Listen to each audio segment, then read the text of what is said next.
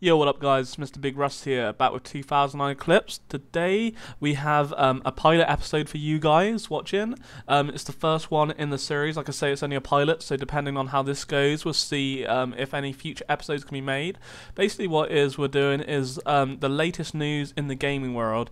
The video will be like up to 10 minutes long, of course. It's going to include like sort of what's going on, latest news and whatnot.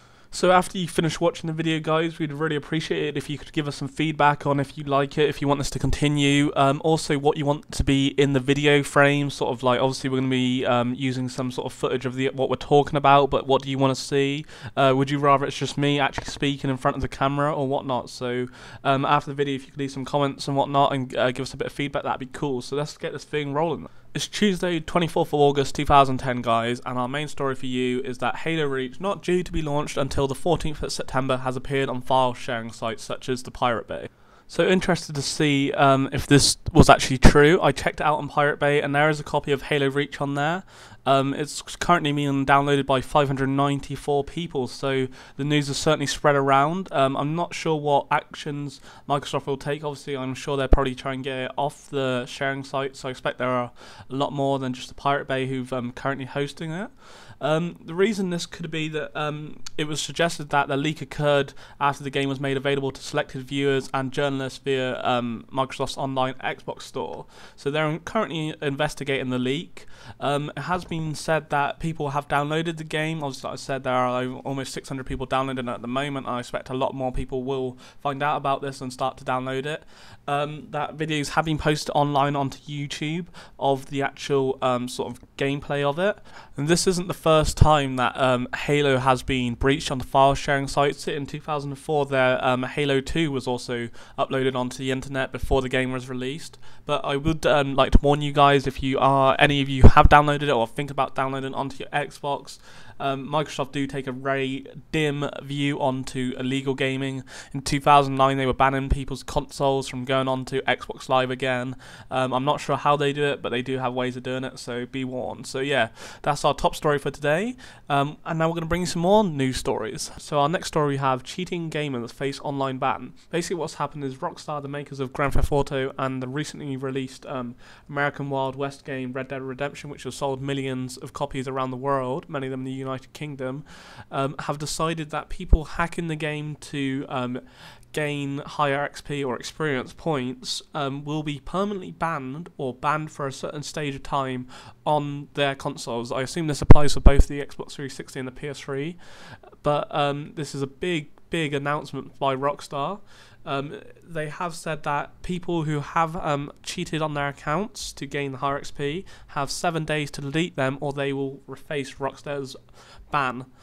Basically, what this could mean, that if Rockstar do continue with this and people do get bans, and that this is the founders an effective way of stopping cheaters, then this could apply to maybe say the new Call of Duty games Black Ops, and this could be a massive step in the gaming world. So following on from that story, guys, I'd like to know what you think of it, so leave some comments in the comment section below on, do you think it is a good idea to be banning people from gaming if they're caught cheating or hacking the game, or do you think it's a bad idea? So for our third news story of the 24th of August today, we have Liam Fox defends call for ban of Medal of Honor game. So basically what has happened, Liam Fox is Britain's defence secretary, and he recently made some comments about that game retailers, such as say like Game or GameStop or online retailers, should ban the forthcoming game of Medal of Honor due to that you can play as Taliban and kill British troops.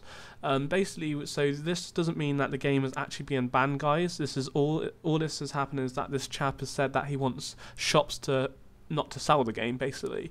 There's been like no news if they're not going to, but I'm pretty sure that the game will go ahead, guys. You know, all you got to do is look at say Modern Warfare 2, when you actually played as terrorists and you were or when you actually cops undercover as terrorists and you were forced to shoot civilians in an airport. So I can't see the difference. And what I find interesting is though, like, you never hear anything from like Germany when you play as like English soldiers trying to shoot the Nazis. You know, like, what's the difference? You know, it's quite a big story. So I don't know what you feel about that, guys. Do you feel that this is this is a fair case, or do you think this guy is just like completely blown this out of proportion?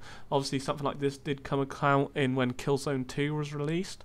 That some people did try and ban that. I believe it was Keith Vaz called for the ban on the Blockbuster game, but obviously that game did come out. So what do you think, guys? Is this a bad idea or is it a good idea? You know, I personally feel that the game should go ahead. You know, I don't think it's a massive deal. You know, obviously the game's going to be rated to 18, so people under 18, you know, they shouldn't be able to get their hands on it unless their parents are buying it for them, and then their parents should know the risk of what they're doing. You know, if you're over 18, then you obviously have the knowledge and the choice to know if you want to play this game or not. It's up to you fully. And so for our fourth and final story of today, we have a group of hardware hackers claim that they're about to release the first product to allow gamers to play homemade and pirated games on the PlayStation 3.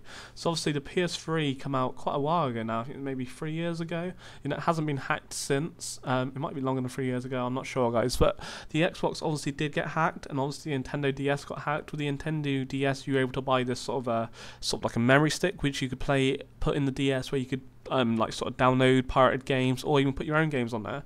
But I don't know if you do know, guys, Nintendo did actually win various rulings against the modded chip, so that stops the modded chip from actually selling those, like the chips.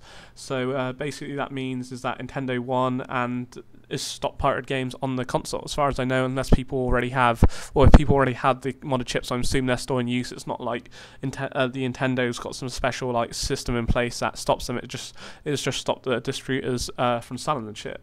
Obviously, the Xbox had been hacked, the Xbox 360. What Microsoft done, they were able to somehow find out if a console had been hacked through Xbox Live, and were able to sort of cancel the Xbox from working or something like that. I'm not 100% sure on the details, but the PS3 had been sort of called unbreakable, sort of like unhackable or whatever, but according to a distributor, he said there has been a dongle that he has tested and he will start selling the device in 2 weeks.